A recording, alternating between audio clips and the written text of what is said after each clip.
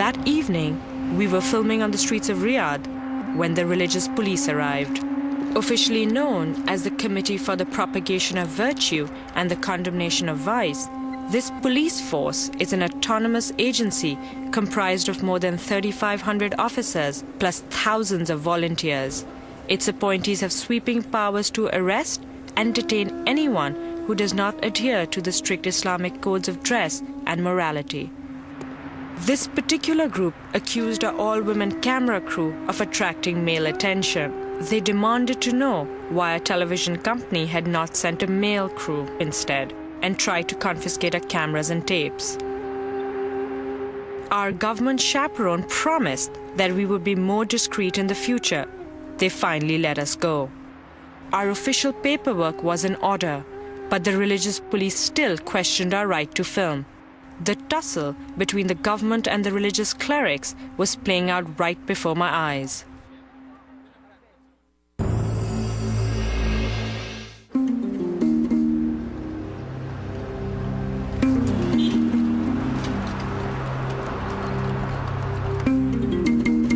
Saudi Arabia is a kingdom of contrasts. Desert villages, still dependent on camels and kerosene, sit just miles from shimmering cities and sparkling shopping malls. But even the modern port city of Jeddah observes the most traditional rules of Islam. I've been in Saudi Arabia for about a week now, and I can't do anything on my own. I can't walk out on the streets, I can't check into a hotel, I can't even drive a car. I have to depend on a man for everything. This tradition of male dominance has led to speculation that domestic abuse is common in Saudi Arabia. But it has rarely been discussed publicly. That is, until 2004, when Rania Albaz, a popular newscaster, appeared on TV shortly after being viciously assaulted by her husband. This was one of several recent events that brought attention to the Saudi women's rights movement. Rania Albaz was ultimately granted a divorce. It's now estimated that as many as 50% of Saudi marriages end in divorce. Oh, okay. Well, a lot of the women that we have interviewed, don't want to show their faces, so that's fine. We just... I'd hoped to interview a divorced woman, but most were afraid to speak with me. After a day on the phone, I was able to arrange an interview. The woman requested that we obscure her face. You never hear a person say that he's the divorced guy. I mean, it's always a divorced woman. We shouldn't be looking at it in this negative way, Naima's marriage was arranged by her parents. She married at age 17 and quickly discovered she was not the kind of wife her husband was looking for. I was cooking, I was cleaning the house, I was taking care of my son, and I'm sure that I was doing a good job in trying to please him. But he was always complaining, he was never satisfied, and he wanted to stop me from studying, from working, which I couldn't deal with, I felt like I need to do something with my life. But after 8 years, it was so difficult for me to go on. I felt that the environment is just not healthy, anymore. So I've decided to get a divorce. Why did it take you so long to get a divorce? Here, we're not used to speaking for ourselves, taking decisions by ourselves. It's something that people usually do that for you, especially males, your father, your brother, your husband. Even though Islam allows women to divorce, Saudi law makes it very difficult for them to do so. In this case, Naima's father, who was her legal guardian at the time of divorce, forced her to give custody of a young son to her ex-husband, a common arrangement in Saudi Arabia. But my father, he was so furious at that time that he said that you have to give him up. He was trying to pressure me to stay with my husband. It wasn't an easy decision for me. He's my son, he's my own flesh and blood, and I feel that he needs me.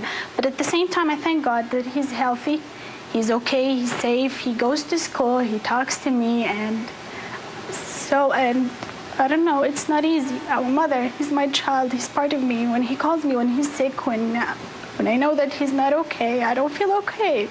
But again, I say, okay, probably this is what God wants it to be, so let it be. And he's going to grow up, and he's going to understand, and he's going to come back to me. Do you want to take a break? for a minute? No, it's okay. If you were to change one thing about Saudi women here and the situation that they are in, what would it be? Would be to encourage them to speak for themselves and not to accept any situation for anybody, and to do whatever it takes for her own good or her own will. And As the Saudi government implements reforms, the press is discussing women's issues more openly. But the media outlets are owned by the government, so control is tight. Still, there is one very surprising place where these issues are being presented. Tash Matash is a comedy series shown on state-owned Saudi television. The program openly addresses the conflicts between traditional Saudi rules and modern society. In this sketch, a woman with no husband must rely on her elderly father, who sees every male as a threat to his daughter. Hi. Hello. This is Sharmin, our director. Nice to meet you. He start editing, for Tash Matash Part 12. He said, ladies and gentlemen. He said, no ladies, no, sorry. Tash Matash has a cult following, and the streets empty when it is on the air. The government has a progressive way of thinking, but there are forces that still hold the society back. The government is protecting the show and giving us the green light to say what we want, because they know we don't bring up controversial topics just for the sake of controversy. As artists, we are aware and cautious of what we are doing. The Saudi royal family has embraced the show and has openly defied the clergy by allowing the program to continue.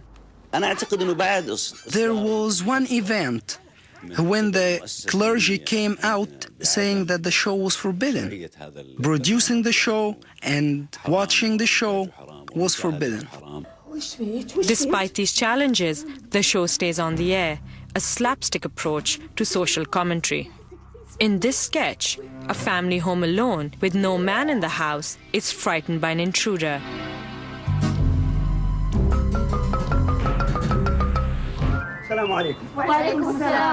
After calling the police, the women go outside, not forgetting to put on their abayas.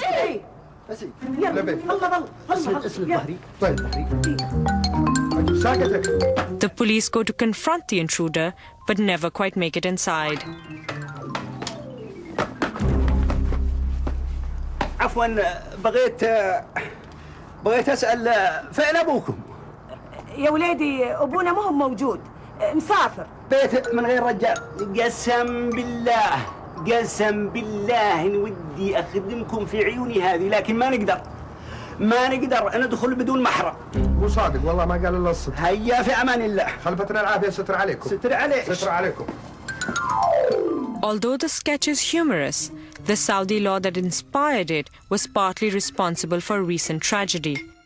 A fire in March 2002 killed 15 young girls in their school when the religious police refused to let them exit the building because they were not wearing their abayas and head coverings. 50 more were injured.